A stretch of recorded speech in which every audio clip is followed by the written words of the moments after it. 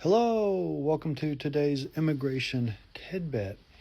Okay, there's some issues with this question.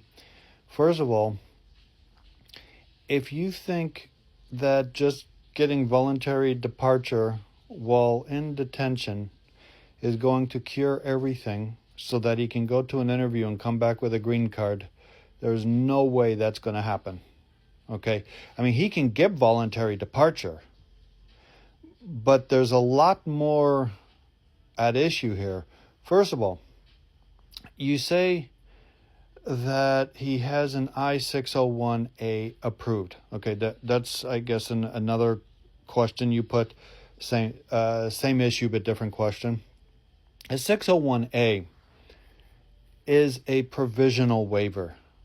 Okay, meaning that it waives only unlawful presence. That's it. Okay.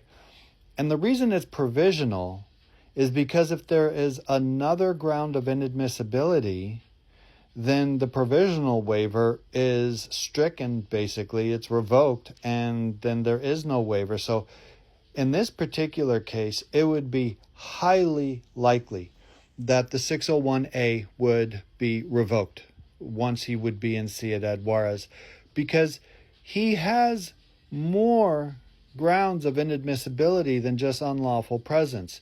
Okay, in your follow-up question to this, you put that he tried to re-enter, I guess, 3 times illegally. That gives him a permanent bar. Okay, there's not just, the 601A, to be honest with you, first of all, I don't know how it got approved with him trying to re-enter illegally 3 times. The only thing I can think of is you didn't tell them.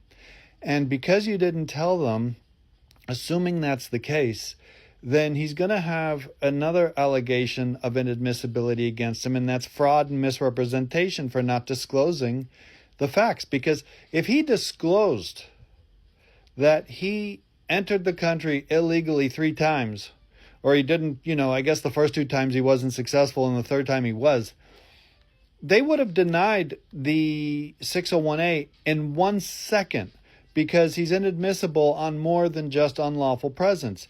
When someone tries to re-enter after a deportation order or to re-enter illegally more than 1 time, they're subject to a permanent bar, and they can't even apply for a waiver of that permanent bar until they're out of the country for 10 years. So the chances are that if your husband tries to get voluntary departure, which again he can, okay, I mean, assuming they grant him, he's going to have more grounds of inadmissibility, one being a permanent ground, because if he doesn't disclose his 3 attempts, that again is going to be fraud right there. That's a fraud at the interview, plus the fraud of not disclosing that during the application for the 601A. Okay? So at the present time, I would need to see his case and analyze his case to see if he has any chance here, because the moment he leaves the United States, that's going to be it for at least 10 years. And if he tries to come back illegally again after getting voluntary departure, because what'll happen, he'll go to the interview, they'll revoke the I-601A, they'll deny the approvability of the green card, and they'll say, come back in 10 years and we'll see if we grant you a waiver of the permanent bar. He's going to try to come back illegally again. And when he does that, they likely will take him, they will prosecute him for illegal reentry, and they'll put him in federal prison for 3 years. And then after that, they'll deport him again. Okay? His life's going to become a living nightmare. So the first thing I would tell you is do not try to get voluntary departure to go to an interview thinking that he's going to prevail. Okay? Secondly, I would look and see if there is anything I can do in the prior deportation case to determine if there's something he can do here. And also, I don't know, I'm not sure what country he's from, but There may be convention against torture, withholding of removal. There might be an asylum case. I'm not sure. Those can still go forward even though he may be permanently inadmissible to apply for normal adjustments. I'd also need to see if he qualifies maybe for a U visa if he's been a victim of crime, because those can waive multiple re-entries. It can waive deportations. It can waive all kinds of stuff, even though the waiting list for a U is 10 years now. I'd need to see maybe he qualifies for a T visa. Again, same thing, but there's no backlog with T visas.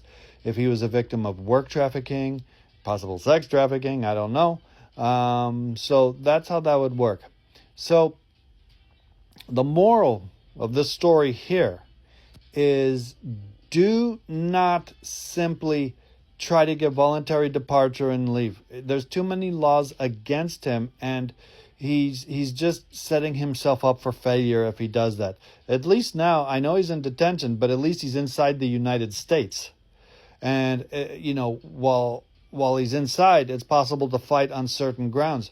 Once he leaves, I'm telling you, based on this and the other question, he's gone for at least 10 years. And then even then, it's going to be difficult to get a waiver of the permanent bar approved, especially if he tries to come back again illegally. Okay?